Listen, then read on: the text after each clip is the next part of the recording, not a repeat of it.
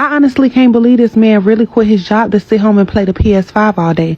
When I woke up this morning, I just knew I had to stand on business. I was thinking long and hard all night, like what could I really do to make him feel so uncomfortable that he just get up and leave. I wanted him to believe that I really gave away my apartment, so I started by clearing out the refrigerator and the freezer. I gave all these meats to my homegirl, and then whatever we didn't use in the refrigerator, I went ahead and threw it out. I also had a plan to get the lights temporarily cut off, but my apartment complex did let me know that I wasn't able to do that because then that would be a breach in my lease, which I didn't want to start any conflict with that. This green bowl was some salmon, and if y'all know Nard, y'all know he loves salmon. So his feelings was so hurt when he opened the refrigerator and didn't see that salmon in there anymore. Once I cleaned out the refrigerator, I went ahead to the dumpster and threw out everything that we no longer needed. I went over to Walmart to get some locks to change the locks, but I didn't even have to change them because we ended up having a conversation and he just packed his stuff and left. Hello fam, how you all doing? I hope you all are having a great weekend. This video is about hobosexuals and the struggle that comes with having them in your home. Okay, we're gonna go with type number 1, which is going to be the hobosexual. Girl, he's homeless. He has no place to stay. He's going to be very attentive. He's going to show you so much time, so much attention. He's going to text, call, blah, blah, blah, always doing those things because he has nowhere to go. And he's going to be so willing to spend the night with you and spend time with you and be around you because you have a deluxe apartment in the sky that smells like pumpkin spice lattes and Bath and Body Works, and it's nice, and he wants to be there instead of wherever couch that he's on now. That's what he is, a hobosexual. Sorry, girl. If you're in a relationship with a hobosexual, you shouldn't take that man seriously. You should not count that as an actual relationship. That man should be seen as a leech until he proves otherwise. That's it. Don't take him seriously because he might just be there to eat off you. You do realize that this is not a relationship. You have a homeless person living with you and mooching off of you.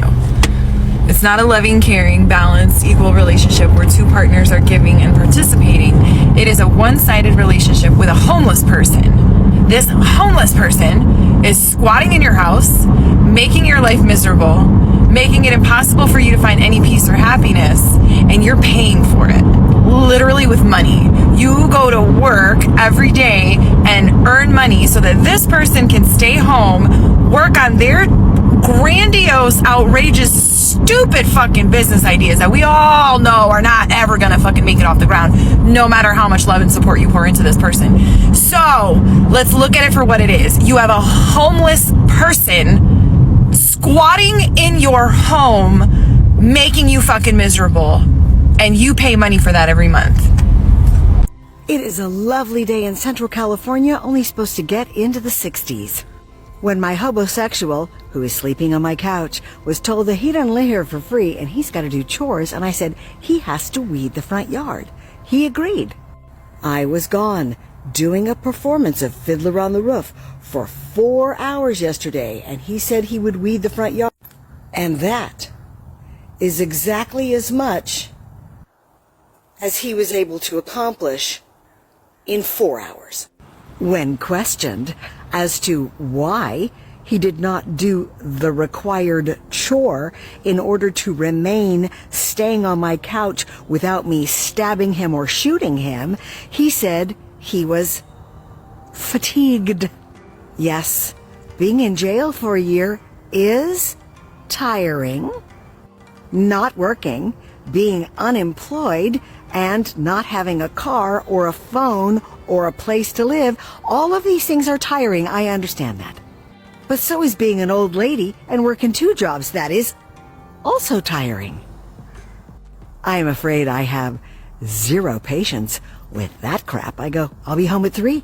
That shit better be done. He goes, where's the weed whacker? I go, oh no, honey, you're pulling those weeds by hand. Weed whacker just means they'll come back. We shall see.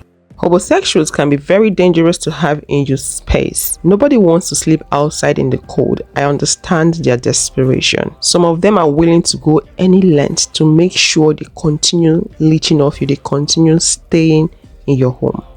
Be wise, be careful. I got a friend pregnant, so my baby mama kicked me out. I visit our son, slip powdered peanuts into her food. She gets ill and begs me to stay overnight to babysit. I hate triggering my ex's allergies just for a place to stay, but she won't help me out. Advice? Sir, go to hell. Go to hell. So let me get this straight. You got her friend pregnant. She kicks you out. So in order for you to have a warm bed and a warm meal, you decide to activate her allergies, knowing that she's allergic to peanuts. That could have been fatal, and your ass would have been to jail. All because your homeless ass needs somewhere to stay? You couldn't stay with the friend that you got pregnant? Bum. That man must be out of his mind to do such. That shows how desperate some of them can be. I see what he's doing right there. He got friend pregnant. I think he's going around getting women pregnant so he can use them for shelter. He just wants to have a link, a strong bond against the baby. A link, something that is going to always bring him back. And his game plan is to get many women pregnant so he can always go to their houses and sleep, or their apartments and crash. If the first lady he calls up does not let him in, at least he will have options. He will have other ladies. It's the audacity for me. How can you get your friend pregnant and you're asking her to allow you to stay at her place? He's obviously out of his mind. That man is dangerous. So because you want someone to let you stay in their place, you had to activate her allergy. Is he aware that allergic reactions can take someone's life? It just shows you how desperate those men can be. You just have to be careful and protect your space. Man, I'm just getting home after a double shift, man. I'm tired in the mother.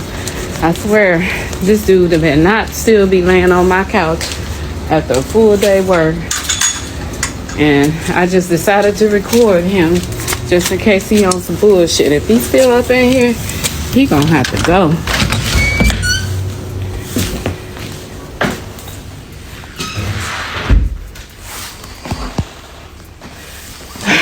What? So you still laying on this couch after I done did a full shift and a whole nother shift? You still laying on this couch? Ain't did nothing, ain't went and looked for no job. Are you serious? You ain't even cleaned up around here. Did you even cook anything? I'm finna get up. I told you. I was just resting my eyes real quick. I was up earlier and I was, Come on, man. Come on, man. Did you even wash your ass today? Seriously? I just washed my ass last night. Come on, man. Last night. It's a whole nother day. I'm finna get up, man. Dang, man. Look, you gonna have to go. I'm not finna put up with this no more. I done put up with this long enough. You gonna have to get your shit and go. Ain't nobody finna sit up here, lay up off me all damn day. I'm going to work hustling, busting my ass and shit. And you laying up here, lounging, drinking and shit, chilling like a mug, enjoying yourself on my shit? To the first? Nah, you gotta go, sweetie. We not doing this. We not doing this. Boo-boo. Get your shit. Get your shit. You got to go, boo-boo. You might as well get on up. Get on up. I got your shit. Look, I got your shit. Come on. You're not staying here no more. You got to go. Hell no. I'm not doing this. I done put up with this shit long enough. Unemployment my ass. Nah, you got to go, boo-boo. You got to go. Your shit outside. Your shit outside. You gotta go. I ain't going nowhere. You gotta go. Bye. Fuck you thought. Anyway. I met Bernard at a club. It was supposed to be a one-night stand. The ding-a-ling was weak AF. The next day, he refused to get out of my bed. I work from home, and several times I had to ask him to leave. I ain't got nowhere to go, so I'm staying here. I didn't want to get police involved because he can go badly. I asked my older brother to come over and evict this Dusty.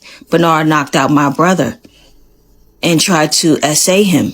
I screamed at the top of my lungs. Bernard turned my unconscious brother on his stomach and pulled his pants. I hit Bernard with a skillet. He me just as a neighbor banged on the door. Bernard pushed his way out. I've lost all respect for my brother. He came to my house just to get beat up. I threw cold water on him and told him that he owes me an apology for not defending me. My mama is mad at me for putting my brother in danger. Why does she feel I'm not worthy of protection? Why do mothers devalue their own daughters? How do I cope with this toxic family? You can't be for real. You can't be for real. You brought a homosexual over that you met at the club. He got the weak meat. And he didn't want to leave your home, sis. And instead of calling the police like you should have did, you put your brother in harm's way. He knocked your brother out and he tried to take your brother's Gucci cat. And you mad at your brother?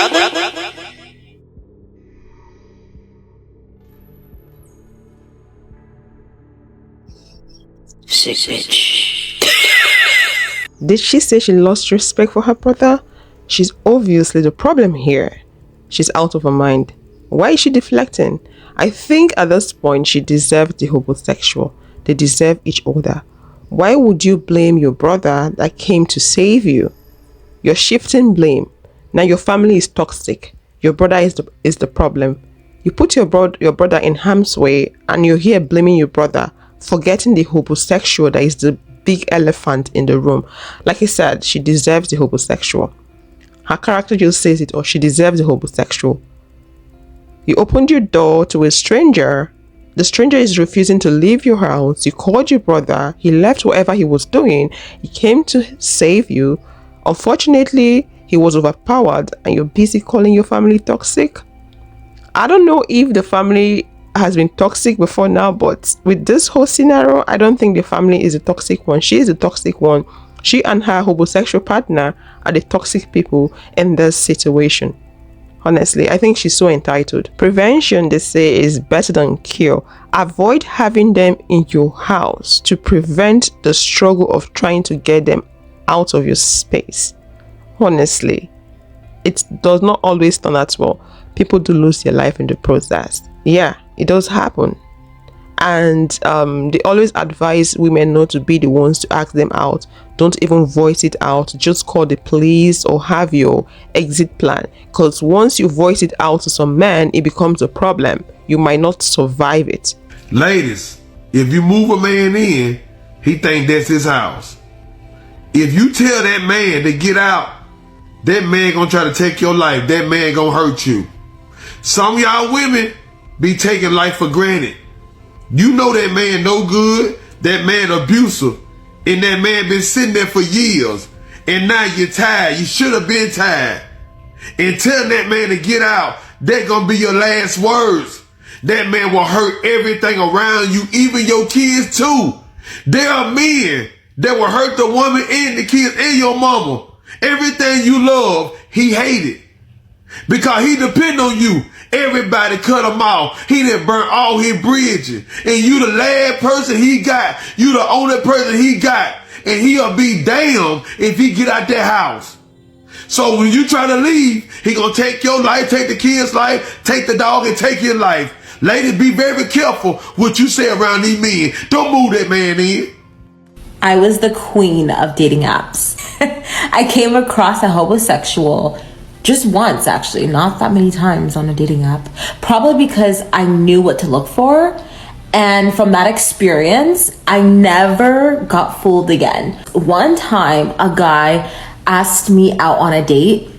And I don't know why, but I just felt like we should FaceTime before going on the date. And I asked him, like, hey, can we FaceTime? And he was like, oh, I don't have FaceTime. I was like, what do you mean? I was like, okay, do you have like WhatsApp, like some type of video call? And he goes, no, my internet connection is not good. I was like, okay, well, can we get on a phone call? He's like, okay, yeah, I can arrange for like us to talk over the phone. I was like, cool. I noticed that it was a Google number, but I don't know. I just kind of was like, that's weird, whatever. Maybe he just wants to protect his identity. I don't know, he doesn't know me. Then we start talking on the phone, and I was like, okay, like he sounded really nice and everything. And I was like, okay, what kind of food do you like? You know, I was asking the questions because like I wanted him to get a sense of who I was so he can take me out appropriately. So I was like, okay, so where are you thinking of taking me? And he goes, well, I'm actually right now in my car. I was like, oh, okay, no problem. Like you're just like talking in your car, you know? And he goes, no. So I was thinking I can come to your place and maybe we can have like some type of meal. And I was like, huh? What do you mean? And he goes, well, to be honest with you, I'm living in my car. And I was like, you're living in your car? And he was like, yeah. I was like, I don't think like the app is for you right now. Like maybe you should consider like getting off the app and just like working on like getting a job and like a place to stay, so you're not asking like women to come to their home and house you. If you would love to know more about homosexuals on dating apps and the tricks, click this video here. Thank you so much for watching. Please like this video if you're here to do so, and subscribe, and I'll see you guys in the next one. Thanks for your support. Bye.